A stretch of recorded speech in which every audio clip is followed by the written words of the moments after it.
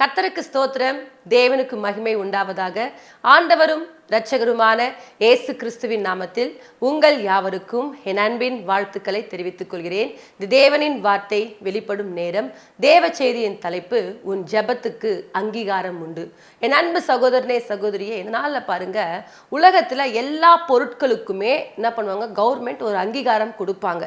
அந்த அங்கீகாரம் கொடுக்கப்பட்ட பின்புதான் அந்த பொருள் எல்லார் கரங்களையும் போயிட்டு எல்லாரும் யூஸ் பண்ணும்படிக்கு அது பிரயோஜனம் உள்ளதாய் காணப்படும். அப்ப பாருங்க, உலகத்துல ஒரு பொருளை, இந்த போன் எடுத்துக்கொண்டாலும், இந்த நம்ம யூஸ் பண்ற ஒவ்வொரு பால் பாக்கெட் முதற்கொண்டு நீங்க என்னென்ன காரியங்கள் நம்ம கரங்களுக்குள்ள வந்து யூஸ் பண்றோமோ அந்த எல்லா பொருட்களுமே என்ன பண்ணுவாங்க, ஒரு தரத்தை என்ன பண்ணுவாங்க, செக் பண்ணுவாங்க.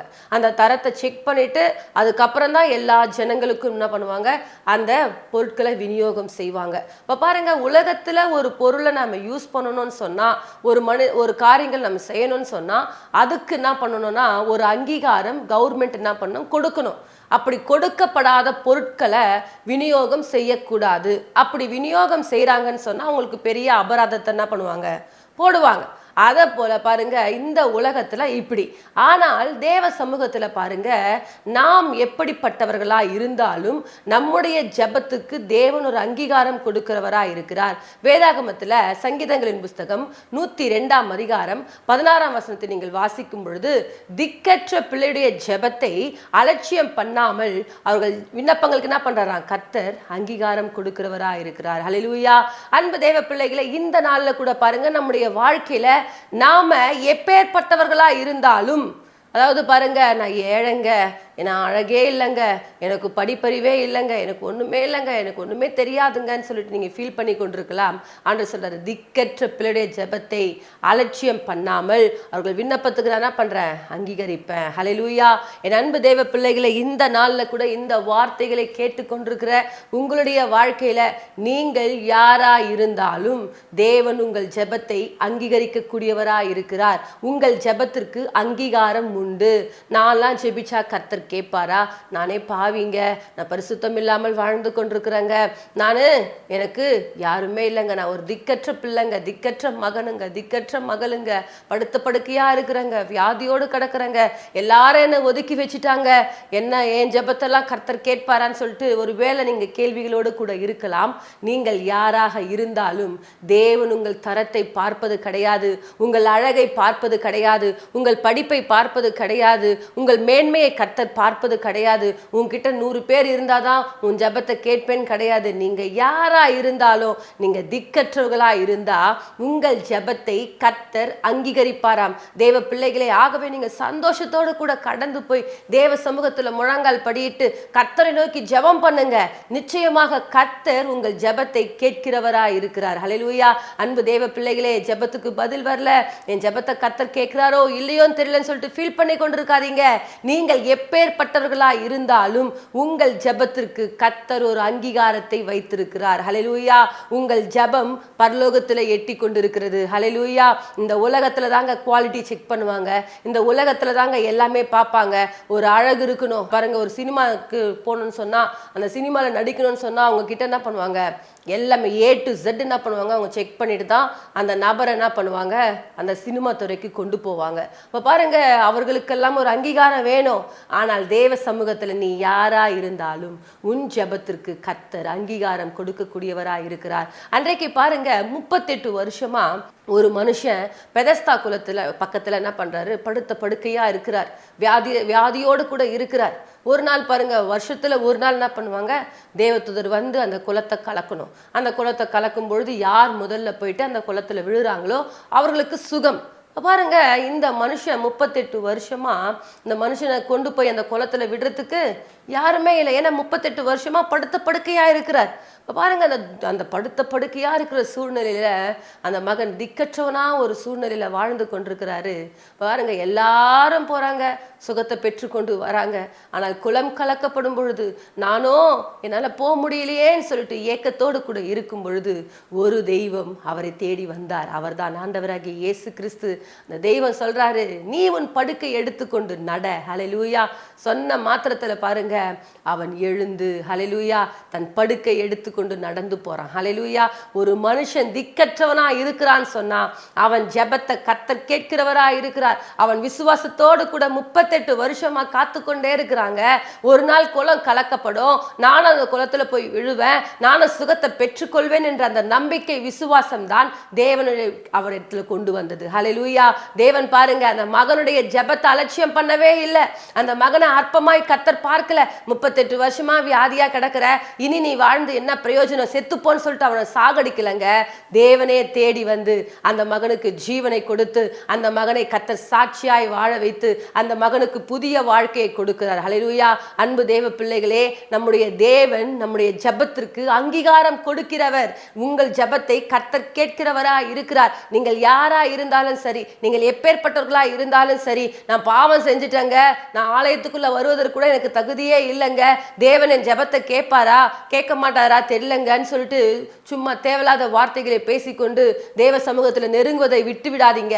தேவ சமூகத்துல வாங்க, வந்து நான் திக்கற்ற மகள் ஆண்டவரே, நான் திக்கற்ற மகன் ஆண்டவரே, என் ஜெபத்தை நீங்க கேட்கிறவரா இருக்கிறீர் என்று சொல்லியிருக்கிறீங்கப்பா, இன்றைக்கு என் ஜெபத்தை கேளுங்கப்பான்னு சொன்ன கட்டாயம் உங்கள் ஜெபத்தை கர்த்தர் கேட்கக்கூடியவரா இருக்கிறார். ஹல்லேலூயா. வேதாகமத்துல பாருங்க, 2 மனிதர்களை பார்க்கிறோம். ஒருவன் பரிசேயன், ஒருத்தன் ஆயக்காரன். பாருங்க, பரிசேயன் வரான், வந்து என்ன பண்றான், தேவ சமூகத்துல போயிட்டு, ஆண்டவரே நான் வாரத்துல 3 தடவை உபவாசம் போடுறேன், காணிக்கை தசமங்களை கரெக்டா கொடுக்குறேன், எல்லாவற்றிலும் பர்ஃபெக்டா இருக்கிறேன்னு சொல்லிட்டு தன்னை அப்படி நீதிமானாய் காண்பித்துக் கொள்றான்.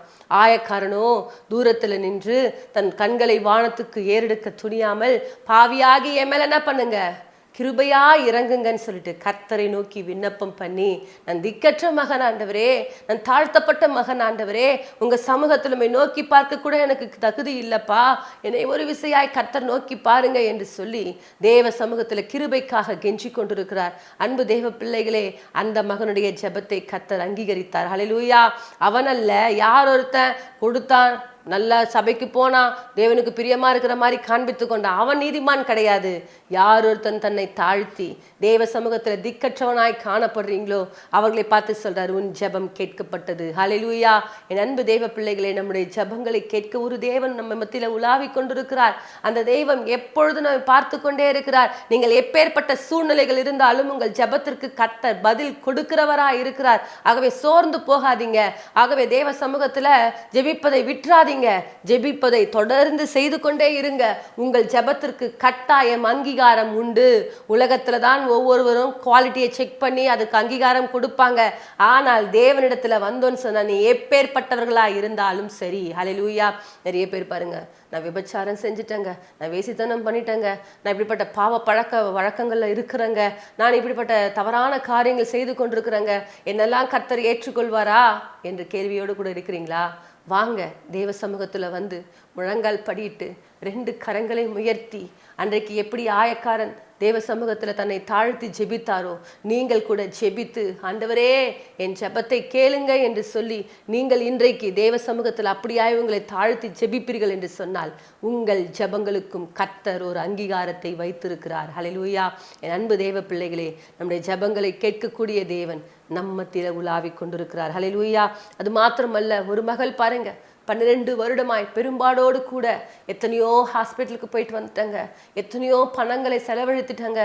இதுக்கு மேல என்ன பண்ண முடியாது, என்னால எந்த ஒரு காரியமும் செய்ய முடியாது, என்னை எல்லாரும் ஒதுக்கி பார்க்குற மாதிரி பார்க்குறாங்க, ஏன்னா நாற்றம் எடுத்த ஒரு வாழ்க்கை, நான் என்ன பண்ண போறேன் என்று சொல்லி ஒரு திக்கற்ற சூழ்நிலையில கூட இருக்கிற அந்த மகள் பாருங்க, ஆண்டவருடைய வஸ்திரத்தின் ஓரத்தை தொட்டால் என் இயேசு எனக்கு சுகம் கொடுப்பார் என்று சொல்லி அந்த நம்பிக்கை விசுவாசத்தோடு கூட தேவனுடைய வஸ்திரத்தை தொட்டு அந்த மகள் தேவனிடத்திலிருந்து விடுதலையை பெற்றுக்கொண்டாள். ஹல்லேலூயா. என் அன்பு தேவ பிள்ளைகளே, நீங்கள் யாரா இருந்தாலும் சரி, நாற்றம் எடுத்த ஒரு வாழ்க்கை என் வாழ்க்கை, இனி என் வாழ்க்கையில இனி என்னால மதிப்புக்குரிய ஒரு வாழ்க்கை வாழ முடியுமான்னு யோசித்து கொண்டிருக்கிறீங்களா? அநேக நேரங்கள்ல நிறைய பேர் பாருங்க, நம்ம கிட்ட ஒண்ணுமே இல்லாத நம்ம ஒதுக்கி வச்சிருப்பாங்க. ஒதுக்கப்பட்ட ஒரு சூழ்நிலையில வாழ்ந்து கொண்டிருக்கிறீங்களா? திக்கற்ற ஒரு சூழ்நிலைகளை வாழ்ந்து கொண்டிருக்கிறீங்களா? உங்களை பார்த்தான் கர்த்தர் சொல்றார், நான் திக்கற்ற பிள்ளையுடைய ஜெபத்தை அலட்சியம் பண்ணாமல் உங்கள் விண்ணப்பத்தை அங்கீகரிப்பேன் என்று சொல்லி, ஹல்லேலூயா. உங்கள் ஜெபத்திற்கு அங்கீகாரம் உண்டு தேவ பிள்ளைகளே. நீங்கள் எப்பேற்பட்டவர்களாக இருந்தாலும் உங்கள் ஜெபத்தை கர்த்தர் கேட்டுக்கொண்டிருக்கிறார். ஆகவே சோர்ந்து போகாதீங்க. மனுஷன்தாங்க குவாலிட்டியை செக் பண்ணுவாங்க. மனுஷன்தாங்க அவங்கள பார்த்து இவங்க உயர்ந்தவங்களா இவங்க சிறியவங்களான்னு சொல்லிட்டு ஒவ்வொன்றும் பார்த்து பார்த்து அவங்கள எந்த இடத்துல உட்கார வைக்கணும்னு செய்வாங்க. ஆனால் தேவன் அப்படி கிடையாதுங்க. நீங்கள் எப்பேற்பட்டவர்களாக இருந்தாலும் உங்களை அரவணைத்து உங்களை மார்போடு கூட கட்டி அணைத்து உங்களை வாழ வைக்கிற ஒரு தகப்பன். ஹல்லேலூயா. ஆகவே தேவ பிள்ளைகளே, உங்கள் ஜெபங்களுக்கு ஒரு அங்கீகாரம் உண்டு. நீங்கள் தேவ சமூகத்தில் விண்ணப்பத்தை வைப்பதை நிறுத்தாதீங்க. தொடர்ந்து ஜெபித்து கொண்டே இருங்க. கர்த்தர் கட்டாயம் உங்களுக்கு பதில் கொடுக்கிறவராக இருக்கிறார். ஹல்லேலூயா. ஒரு நாள் பாருங்க, எரிகோ வீதியில பத்திமை என்ற குருடன் பிச்சை கேட்டு கொண்டிருக்கிறார். அந்த வழியாய் இயேசு வராருன்னு சொல்லிட்டு கேள்விப்பட்டுட்டார். உடனே பாருங்க, தாவீதின் குமாரனே எனக்கு இறங்கும். ஆனால் பக்கத்தில் இருக்கிறவங்களாம் சொல்றாங்க, நீ ஒரு குருடன், உன் சத்தத்தெல்லாம் ஆண்டவர் கேட்க மாட்டாரு, அமைதியா இருன்னு சொல்லிட்டு அவனை அதட்டுறாங்க. திக்கற்றவர்களை மனுஷர்கள் அவாய்ட் பண்ணுவாங்க, மனுஷர்கள் ஒதுக்கி வைப்பாங்க. ஆனால் இயேசு ஒருபோதும் ஒதுக்குகிற தேவன் அல்ல. நீங்கள் யாரா இருந்தாலும், நீங்கள் எப்பேற்பட்ட சூழ்நிலையில இருந்தாலும், கைவிடப்பட்ட சூழ்நிலையில இருக்கிறீங்களா, மனம் கதறி போய் இருக்கிறீங்களா, மனம் பதறி நம்ம வாழ்க்கையில அவ்வளவுதான் முடிஞ்சு போச்சுன்னு சொல்லிட்டு சூழ்நிலைகள் பார்த்து சோர்ந்து போன நிலைமையில இருக்கிறீங்களா, உங்கள் ஜெபத்தை கர்த்தர் கேட்கக்கூடியவராக இருக்கிறார். என் அன்பு தேவ பிள்ளையே, உன் ஜெபத்திற்கு அங்கீகாரம் உண்டு. உன் ஜெபத்தை கர்த்தர் கேட்கிறவராய் இருக்கிறார். நீ யாரா இருந்தாலும் சரி, உன் ஜெபத்திற்கு கட்டாயம் பதில் வந்தே தீரும். ஹல்லேலூயா. இப்போ பாருங்க, இந்த பத்திமையை குருடன், ஆண்டவரே தாவீதின் குமாரனே எனக்கு இறங்கும் என்று மிகவும் சத்தத்தை உயர்த்தி கர்த்தரை நோக்கி பார்த்தார். உடனே பாருங்க, தெய்வம் பக்கத்துல வந்துட்டாரு. வந்தவர் அவர் கண் பார்வை கொடுத்து அந்த மகனுடைய வாழ்க்கையை கர்த்தர் மாற்றினார். ஹல்லேலூயா. உங்கள் வாழ்க்கையும் கர்த்தர் மாற்ற அவர் வல்லவராக இருக்கிறார். ஆகவே தேவ பிள்ளைகளே, இந்த நாளில் நீங்கள் திக்கற்றவர்களாக இருந்து நீங்கள் சோர்ந்து போன நிலைமையில காணப்படாதீங்க. திக்கற்ற பிள்ளையுடைய ஜெபத்தை அவர் அங்கீகாரம் பண்ணுகிறவராக இருக்கிறார். அன்றைக்கு பாருங்க, அந்த ஆயக்காரனுடைய ஜெபத்தை கர்த்தர் கேட்டார். ஹல்லேலூயா. அன்றைக்கு 38 வருஷமா வியாதியோடு கூட இருந்த மகனுடைய ஜெபத்தை கர்த்தர் கேட்டார். 12 வருடம் பெரும்பாடுள்ள ஸ்திரீயுடைய ஜெபத்தை கர்த்தர் கேட்டார். அவர்கள் திக்கற்றவர்களாக இருந்தார்கள். திக்கற்றவர்கள் யாரா இருந்தாலும் அவர்கள் ஜெபத்தை கர்த்தர் அங்கீகரிக்கக்கூடியவர். ஹல்லேலூயா. ஆகவே தேவ பிள்ளைகளை, உங்கள் ஜெபத்திற்கு ஒரு அங்கீகாரம் கர்த்தர் வைத்திருக்கிறார். அன்றைக்கு ஆகார் பாருங்க, கணவர் கைவிட்டாரு, நாச்சியார் கைவிட்டாங்க. என் பிள்ளைய என்னால் வாழ வைக்க முடியாது, பிள்ளை சாகிறதை என்னால் பார்க்க முடியாது என்று சொல்லி தூரத்தில் போயிட்டு கண்ணீர் விட்டு அழுவும் பொழுது கர்த்தர் அந்த மகளுடைய ஜெபத்தை கேட்டார். நீங்கள் எப்பேற்பட்டவர்களாக இருந்தாலும் சரி, பாருங்க, ஆகார் ஒரு புறஜாதி பெண், ஒரு புறஜாதி பெண்ணுடைய ஜெபத்தையே கர்த்தர் கேட்டு அந்த மகளுடைய வாழ்க்கையை கர்த்தர் புதுப்பிக்க கூடுமானால், அந்த மகளுடைய வாழ்க்கையை கர்த்தர் ஆசீர்வதிக்க கூடுமானால், ஏன் நம்முடைய ஜெபத்தை கர்த்தர் கேட்க மாட்டாரு? உங்கள் ஜெபத்தை கர்த்தர் கேட்கிறவராக இருக்கிறார். உங்கள் ஜெபங்களுக்கு கர்த்தர் ஒரு அங்கீகாரத்தை வைத்திருக்கிறார். ஆகவே என் தேவ பிள்ளைகளே, சோர்ந்து போகாதீங்க. நம்முடைய ஜெபத்திற்கு பதில் கொடுக்கிற ஒரு தேவன் நம்ம மத்தியில உலாவி கொண்டிருக்கிறார். அந்த தெய்வம் எப்பொழுதும் நம்ம நோக்கி பார்த்து கொண்டே இருக்கிறார். என் பிள்ளைகள் ஜெபிப்பாங்களா, என் பிள்ளைகள் என் கூட பேசுவாங்களா? அவருடைய ஆசையெல்லாம் நம்ம அவர் கூட பேசணுன்றதுதான். ஆதாமும் ஏவாள் கூடயும் எதுக்காக கர்த்தர் ஆதாமும் ஏவாளை உண்டாக்குனாரு? அவர்கள் அவரோடு கூட பேசணும், அவரிடத்துல அன்பு கூறணும்.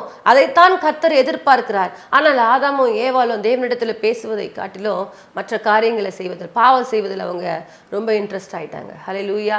பாருங்க, தேவன் நம்மிடத்துல எதிர்பார்ப்பதெல்லாம் நாம் அவரோடு கூட பேசணும், அவரோட சமூகத்துல காத்திருக்கணும். அதைத்தான் தேவன் நம்மிடத்துல எதிர்பார்த்து கொண்டிருக்கிறார். ஆகவே தேவ பிள்ளைகளே, நீங்கள் ஒவ்வொரு நாளும் தேவ சமூகத்துல அவரை நோக்கி ஜெபித்து கொண்டிருங்க, அவரை நோக்கி பார்த்து கொண்டிருங்க. ஆகவேதான் சொல்றாரு, 1 மணி நேரமாவது விழுத்திருக்க கூடாதா? அப்ப பாருங்க, தேவனுடைய எதிர்பார்ப்பெல்லாம் அவரோடு கூட நாம் என்ன பண்ணணும்? ஐக்கியப்பட்டு இருக்க வேண்டும். அவரோட சமூகத்தில் ஜெபித்து கொண்டிருக்க வேண்டும். அவருடைய நாமத்தை மகிமைப்படுத்தி கொண்டிருக்க வேண்டும். அதைத்தான் அவர் எதிர்பார்த்து கொண்டிருக்கிறார். ஆகவே தெய்வ பிள்ளைகளே, அவரோடு கூட இருங்க. அவர் உங்களை ஆசீர்வதித்து அவர் உங்களை உயர்த்தக்கூடியவராக இருக்கிறார். இந்த நாளில் கூட நாம் யாவரும் இணைந்து ஒரு சிறிய ஜெபத்தை ஏறெடுப்போம். மகா இரக்கமும் கிருபை நிறைந்த எங்கள் அன்பின் தகப்பனே, இந்த ஆசீர்வதிக்கப்பட்ட நல்ல ஆண்டவரின் நாளுக்காய் ஸ்தோத்திரம்.